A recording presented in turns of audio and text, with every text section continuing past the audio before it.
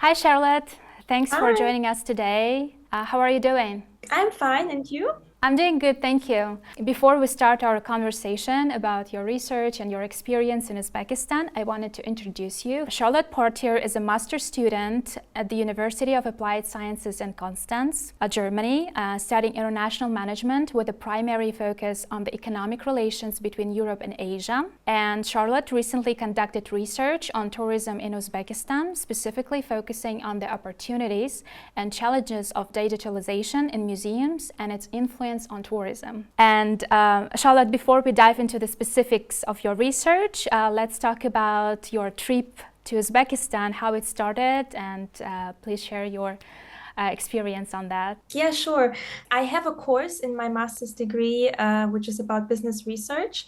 And our professor who is doing this class, she is focusing on tourism and specifically on Central Asia. And a few years ago, she has been to Uzbekistan as well.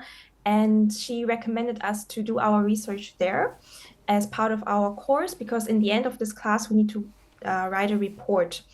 And there's also a scholarship, which she said, you can get a scholarship for this. So they will fund the whole trip.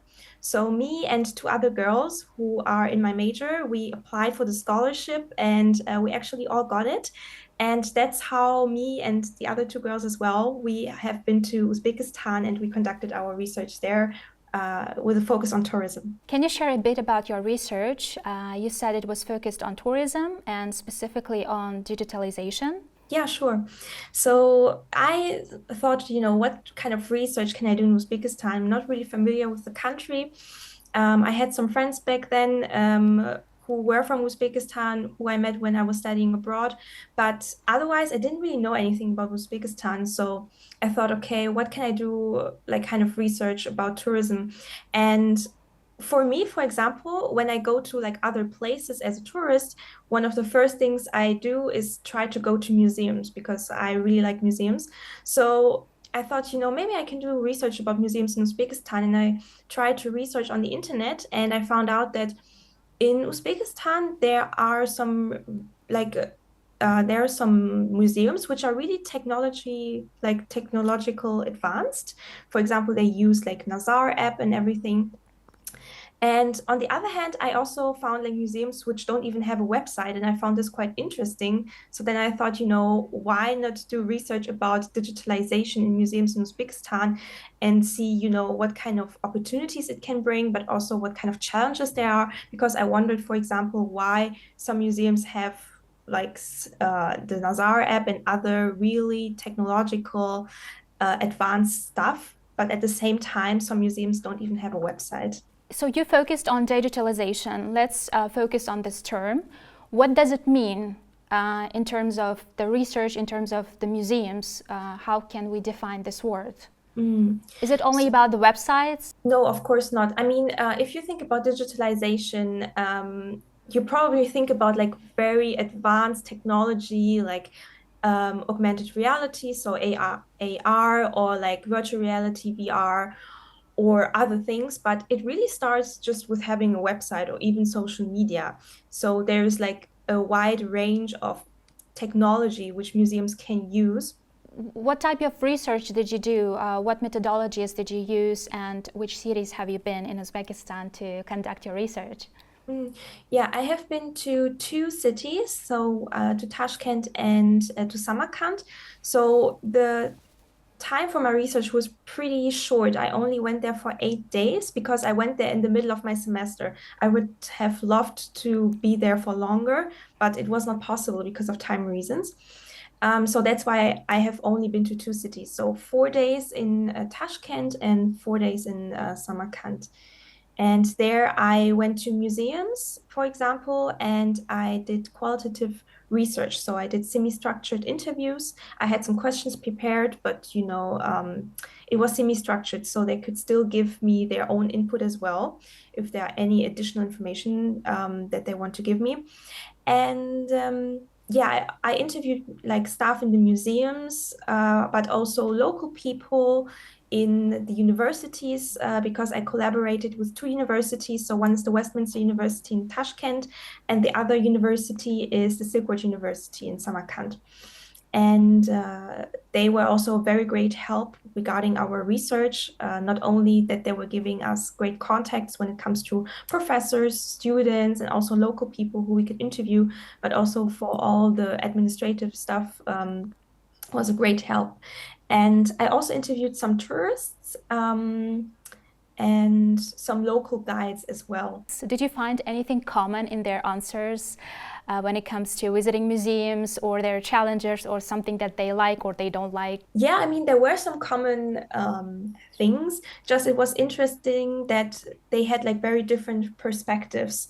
And of course, especially when it comes to like challenges, I think that the answers were really different because the museums, for example, they were talking about more like administrative challenges. And of course, tourists don't know about the administrative challenges. So for them, it was more about how to use this technology. They face any problems regarding that. So that's where the answers were kind of different, but there were also many similarities. For example, when it comes to having a website, and what kind of opportunities it can bring, they all said the same, which is that, you know, having a website as a museum, for example, is great because the visitors or the people who plan to visit the museum can actually have access to various information like the opening hours, the ticket price, where is the museum, what kind of exhibition does it have at the moment. And so the thing is here that you rely on like other external websites. So what I have to mention here is that Uzbekistan actually, the government implemented like a website for tourism, which is called Uzbekistan Travel. And there they also have basic information on the museums. But the issue here is that it shows only like the opening hours and some basic information about the museum. But what is missing is, for example, the ticket price and also the exhibitions, which are maybe changing over time. And yeah, just some more pictures so you can imagine what the museum looks like. Um, so yeah, I would say that this is kind of missing because when I even wanted to plan my research and to what kind of museums I want to go, it was really hard because I couldn't find a lot of information on the internet. And this is really different from Germany. And when you visit museums in Tashkent and Samarkand, what did you notice, like as a person who comes from abroad? The first museum where I went to was like a repression museum in Tashkent, I think. And Yeah. there, yeah, I was dependent on a guide. So there was a guide who then gave me a tour, which I also had to pay extra for. Because the problem is, you know, I cannot really visit the museum by myself because all the information is just written in like Uzbek acrylic language. So they are just pictures, and then the information is written in Cyrillic, so I can not understand. I can just see, look at the pictures, and that's it. But it doesn't really give me any information. So the guide was there, and she was speaking English, so that was fine.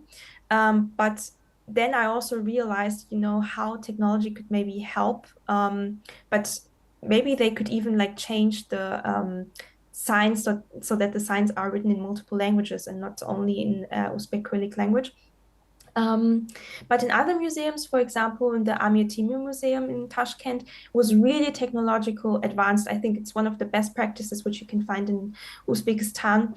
And there they use, for example, the Nazar app, and I also tried it out, and it was really, really cool because, for example, in the entrance hall you have Amir Timur. So when you scan the QR code of the Nazar app, you can like see Amir Timur, and he talks about the museum and the history, and that's like very, very interesting, I think. And also, you are not dependent on a guide anymore. And the app is available in multiple languages, in English and also other languages where many tourists come from. And you said to me that this was your first trip to Uzbekistan and the whole region. What was it like, the trip to Uzbekistan? I mean, first of all, I have to say the people are super, super nice.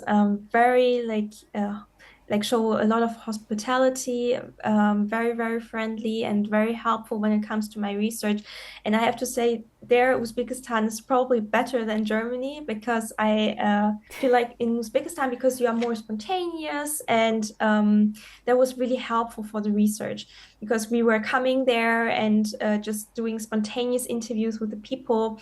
And I think in Germany this is not possible. Like, we like to plan everything.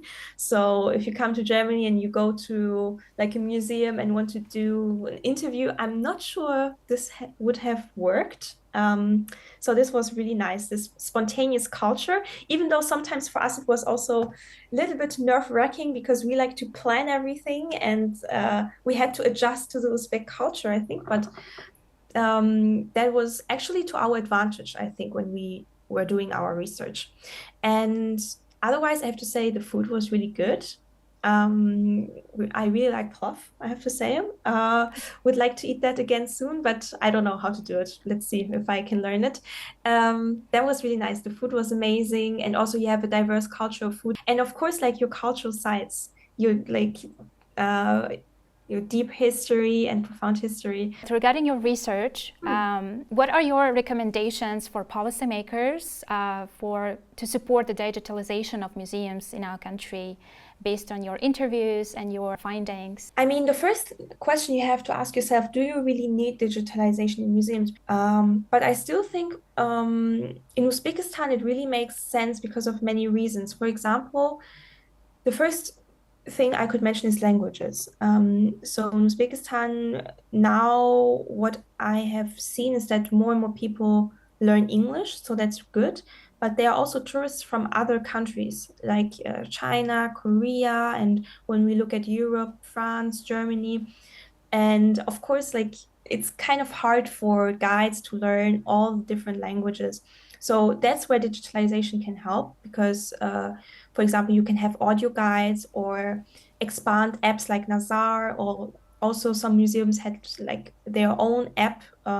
So expand those and have more languages which are offered, so that you are not dependent on the guide. That would be one recommendation from me.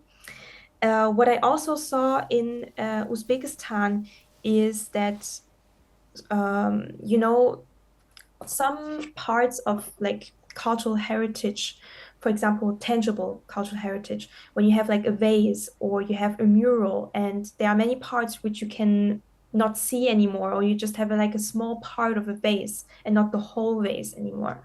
That's where technology can help as well, where you have like 3D reconstruction, and you can show what the whole vase was looking like, or what the mural was looking like originally. So yeah, that's what I think where technology can help as well. And then, of course, basic things like having a website so that tourists can have information and can plan their trip better, and are also, again, not dependent on like guides and tourist groups, but can go there individually, like for backpackers, solo travelers, and also use social media more. Thank you so much for your insights and sharing your experiences here in Uzbekistan. I hope your research and trip will be a valuable asset in your future aspiration and plans. And I wish you good luck and hope to see you in Uzbekistan again. Thank you. Thank you. Thank you so much. Thank you for the interview.